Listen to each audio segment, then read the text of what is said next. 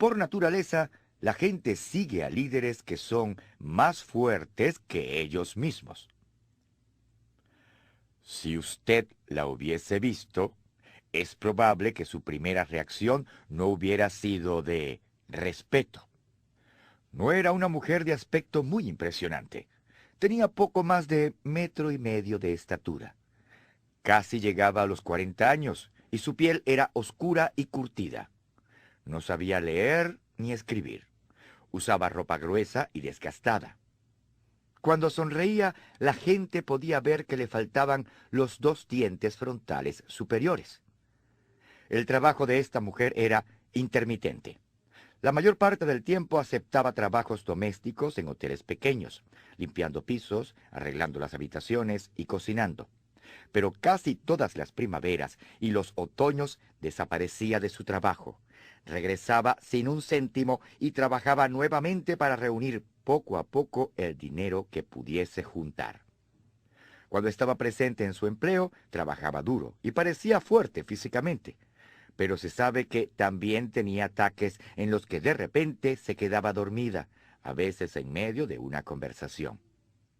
Ella atribuía su aflicción a un golpe en la cabeza que le habían dado en una pelea durante su adolescencia.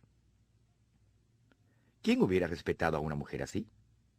La respuesta es más de 300 esclavos que la siguieron a la libertad porque conocían y respetaban su liderazgo, al igual que casi todos los abolicionistas de Nueva Inglaterra. Era el año de 1857. El nombre de esta mujer era Harriet Tubman. Harriet Tubman tenía apenas unos 30 años cuando comenzó a ser llamada Moisés, por su habilidad de ir a la tierra de cautiverio y libertar del yugo de la esclavitud a muchas personas de su pueblo. Tubman nació esclava en 1820 y creció en los sembradíos de Maryland. A la edad de 24 años se casó con John Tubman, un hombre negro libre. Cuando ella le habló de escapar a la libertad del norte, él no quiso escuchar. Le dijo que si intentaba escapar, él la entregaría a las autoridades. Cuando ella decidió correr el riesgo e irse al norte en 1849, lo hizo sola, sin decirle una palabra.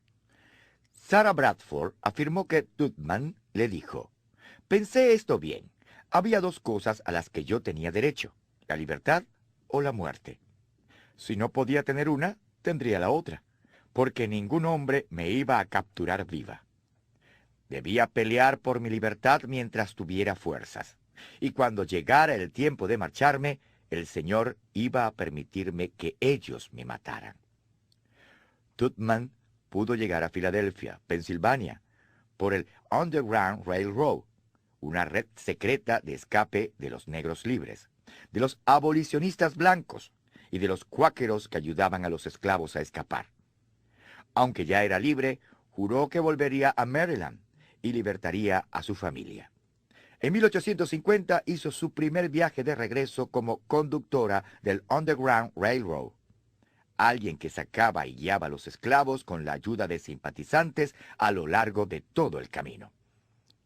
Cada verano e invierno, Tubman trabajaba como doméstica, reuniendo poco a poco los fondos necesarios para hacer sus viajes de regreso al sur. Cada primavera y otoño arriesgaba su vida yendo al sur y regresando con más gente. Era intrépida y su liderazgo era inquebrantable. Entre 1850 y 1860, Harriet Tubman guió a más de 300 personas, incluidos muchos miembros de su propia familia. Hizo 19 viajes en total y se enorgullecía del hecho de que nunca perdió a una persona bajo su cuidado. «Mi tren nunca se descarriló», decía, «y nunca perdí un pasajero». Los blancos sureños pusieron a la cabeza de Tubman el precio de $12,000, una fortuna. Los negros del sur simplemente la llamaban Moisés. Al comienzo de la Guerra Civil había sacado más gente de la esclavitud que ningún otro norteamericano en la historia, blanco o negro, hombre o mujer. La reputación y la influencia de Tubman imponía respeto. y no solo entre los esclavos que soñaban con obtener su libertad. Norteños influyentes de ambas razas la buscaban. Hablaba en reuniones y en hogares a lo largo de Filadelfia, Pensilvania, Boston, Massachusetts, St. Catharines, Canadá, Auburn y Nueva York, donde finalmente se estableció. Gente prominente la buscaba, como el senador William Seward, que posteriormente se convirtió en el secretario de Estado de Abraham Lincoln, y el franco abolicionista y esclavo Frederick Douglass. El consejo y el liderazgo de Tubman también fueron buscados por John Brown, el famoso abolicionista revolucionario.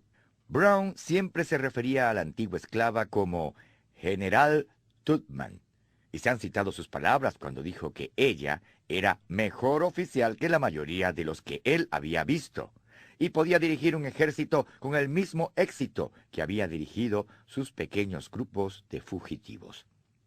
Esa es la esencia de la ley del respeto.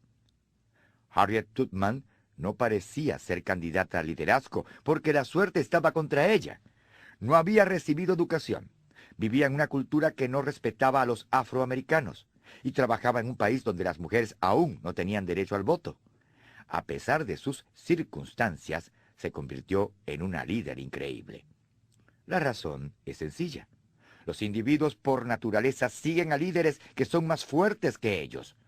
Todo el que entraba en contacto con ella reconocía su poderoso liderazgo y se sentía obligado a seguirla. Así es como funciona la ley del respeto.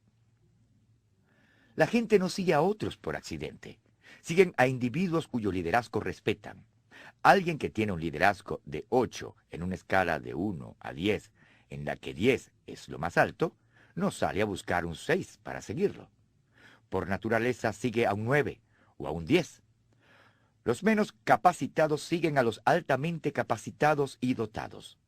Esa es la ley del respeto.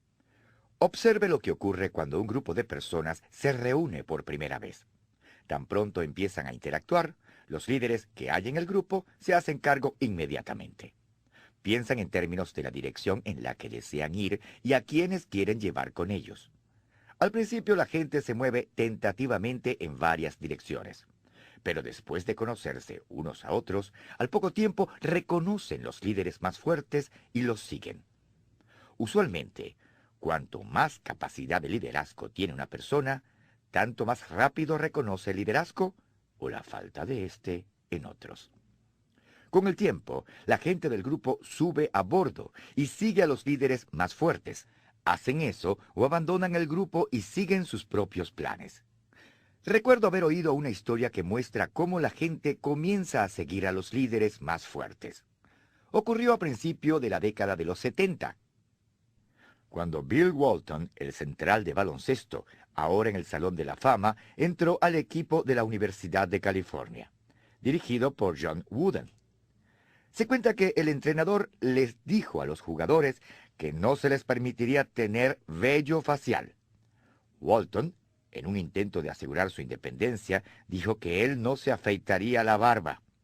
La respuesta sensata de Wooden fue: «Bueno, Bill, te vamos a extrañar». Walton se afeitó la barba. Hay muchas formas de medir el respeto de un seguidor a su líder, pero tal vez la prueba más grande de respeto se da cuando el líder hace un cambio grande en una organización. Yo pasé por esta prueba en 1997, cuando trasladé mi compañía Enjoy de San Diego, California, a Atlanta, Georgia. Tomé la decisión de trasladarnos en 1996 mientras iba en un crucero por China con mi esposa Margaret. Mientras hablábamos del traslado y nuestras expectativas, comencé a medir mi influencia con mis líderes principales. Después de repasar mentalmente mi historia personal con cada líder y la fuerza de mi liderazgo con ellos, calculé que 50% de ellos iba a acceder a desplazarse y trasladarse a lo largo del país conmigo y la organización. Margaret tuvo la misma opinión. Unos cuantos meses después, una vez que el presidente de Enjoy, Dick Peterson, y yo habíamos considerado todos los asuntos preliminares al traslado, comencé a acercarme a cada uno de mis líderes individualmente para informarles de la decisión de irnos a Atlanta. uno tras otro, me dijo que deseaba hacer el viaje. Yo esperaba que la mitad accediera a ir. Imagínense lo feliz que me sentí cuando descubrí que todos mis líderes principales iban a irse conmigo. 100%. ¿Por qué tantos hicieron el viaje?